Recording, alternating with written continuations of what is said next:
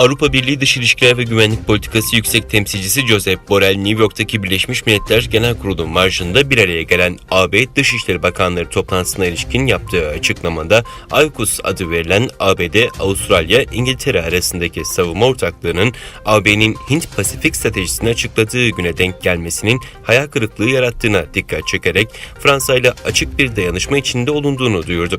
Avrupa Birliği Komisyonu Başkanı Ursula von der Leyen ise Avustralya'nın nükleer denizaltı yapımı konusunda Fransa ile anlaşmasını iptal etmesi meselesinde Paris yönetiminin uğradığı muamelenin kabul edilemez olduğunu söyledi.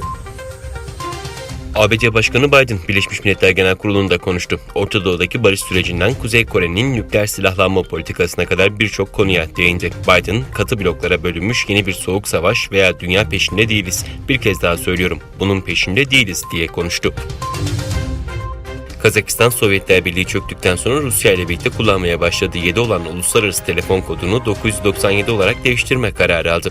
Kazakistan Dijital Kalkınma, İnovasyon ve Uzay Sanayi Başkanı Bagat Musin, sosyal medya hesabından yaptığı açıklamada Uluslararası Telekomünikasyon Birliği'nde 997'yi ülkesinin yeni uluslararası telefon kodu olarak rezerve ettiklerini duyurdu. Kazakistan'ın 2023'ten itibaren yeni uluslararası telefon koduna geçmesi planlanıyor.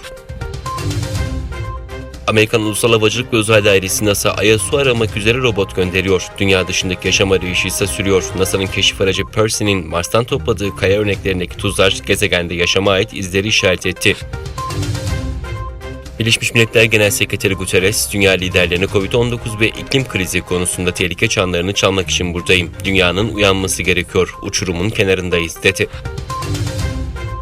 Kanada'da yapılan erken seçimlerin galibi ilk sonuçlara göre Başbakan Justin Trudeau'nun liderliğindeki Liberal Parti oldu. Ancak parti tek başına hükümet kurmaya yetecek çoğunluğu elde edemedi. Taliban sözcüsü Kabil Havalimanı'ndaki teknik çalışmaların sonuna gelindiğini, kısa bir süre sonra uluslararası uçuşlara başlanacağını bildirdi.